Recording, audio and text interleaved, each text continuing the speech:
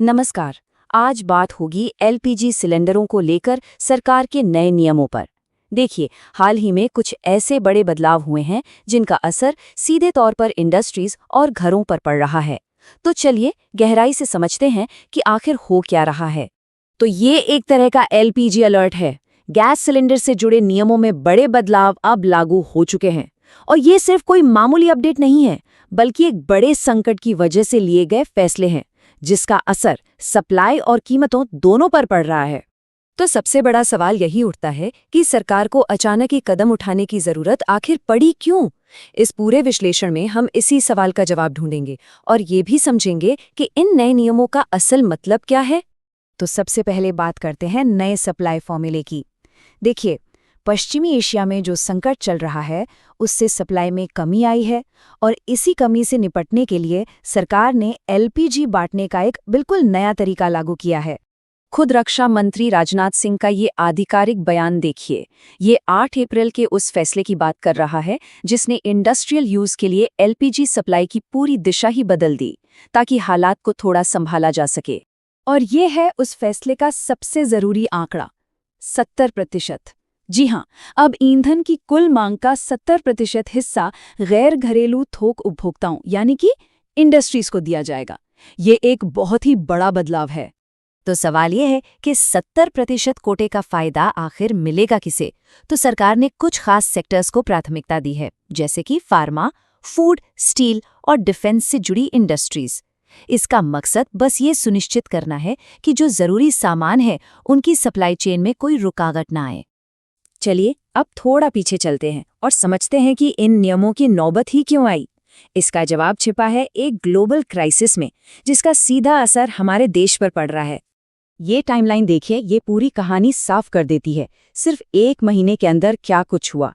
पहले 1 मार्च को दाम बढ़े, फिर 7 मार्च को एक बड़ा उछाल आया।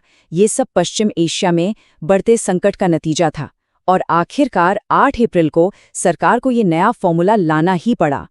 अच्छा, एक बात समझनी बहुत ज़रूरी है कि ये जो नए नियम हैं वो घरेलू और इंडस्ट्रियल एलपीजी यूज़र्स को अलग-अलग तरीके से प्रभावित करते हैं। तो आइए पहले इन कमर्शियल सिलेंडरों को थोड़ा और समझते हैं।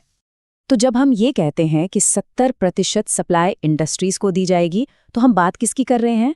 हम उन कंपनियों और फैक्ट्रियों की बात कर रहे हैं जो बड़े-बड़े एलपीजी सिलेंडर इस्तेमाल करती हैं, ना कि उन छोटे सिलेंडरों की जो हमारे आपके घरों में इस्तेमाल होते हैं। आपको बता दें कि इंडस्ट्रियल यूज़ के लिए इंडेन एक्स्ट्रा स्टेज जैसे खास सिलेंडर आते हैं। ये 19 किलो, 47.5 किलो और यहाँ तक कि 425 किलो के साइज में भी होते हैं। तो जाहिर है ये घरेलू इस्तेमाल के लिए तो बिल्कुल नहीं है। अब आते हैं उस सवाल पर जो शायद हर कोई सोच रहा होगा कि भाई आम घरों के लिए क्या बदला है। तो सरकार ने घरेलू उपभोक्ताओं के लिए भी कुछ नियम तय किए हैं ताकि व्यवस्था बनी रहे। तो सबसे अहम बात यह है, अब सिलेंडर बुक करने के बीच एक तय गैप रखना होगा। शहरी इलाकों में ये गैप 25 दिन का है और ग्रामीण इलाकों में 45 दिन का। ऐसा इसलिए किया गया है ताकि गैस की जमाखोरी को रोका जा सके और ये पक्का हो कि हर किसी को गैस मिल रही है। वैसे एलपीजी पर निर्भरता कम करने के लिए सरकार पाइप्ड नेचुरल गैस यानी पीएनजी को भी काफ़ी बढ़ावा दे रही है और इसका असर भी दिख रहा है। हाल ही में एक कैंपेन चलाया गया जिसमें 3,16,000 नए पीएनजी कनेक्शंस जोड़े गए हैं।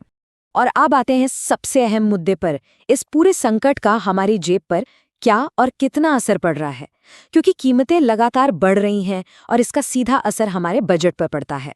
सिर्फ कमर्शियल सिलेंडर की बात करें तो कीमतों में भारी बढ़ोतरी हुई है। कोलकाता में दाम 218 रुपये बढ़ गए, चेन्नई में 203 रुपये और मुंबई में 196 रुपये। ये आंकड़े खुद बताते हैं कि इस संकट का आर्थिक बोझ कितना बड़ा है। तो अंत में ये एक बड़ा सवाल हमारे सामने है, जिस तरह से दुनिया भर में अस्थिरता बनी हुई है, हमारी एनर्जी सिक्योरिटी यानी ऊर्जा सुरक्षा का भविष्य क्या होगा? ये एक ऐसा सवाल है जिस पर नीति बनाने वालों को और हम सभी को सोचने की जरूरत है।